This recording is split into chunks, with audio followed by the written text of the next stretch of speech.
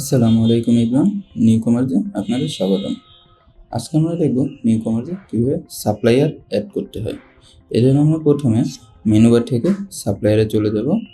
এখান থেকে আমরা অ্যাড সাপ্লায়ারে ক্লিক করব এবং এখানে আমরা কিছু ইনপুট ফিল্ড দেখতে পাচ্ছি, যেগুলোর মধ্যে স্টার চিহ্নিত ইনপুট ফিল্ডগুলো আমাদেরকে অবশ্যই ফিল আপ করতে হবে। সো প্রথমে আমরা কোম্পানির নেমটি দিয়ে দিব। আমরা প্রথমে কোম্পানির নেমটি দিয়ে দিচ্ছি ডেমো কোম্পানি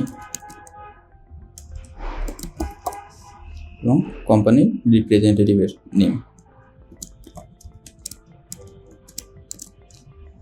এবং কোম্পানির বিজনেস ফোন নাম্বার।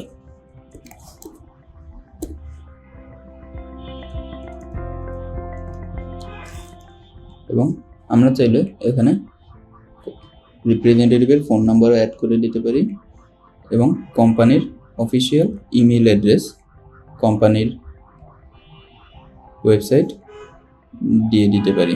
এই ফিল্ডগুলো আমাদের রিকোয়ার্ড ফিল্ড না, কিন্তু আমাদের অবশ্যই কোম্পানির অ্যাড্রেসটি এখানে দিয়ে দিতে হবে।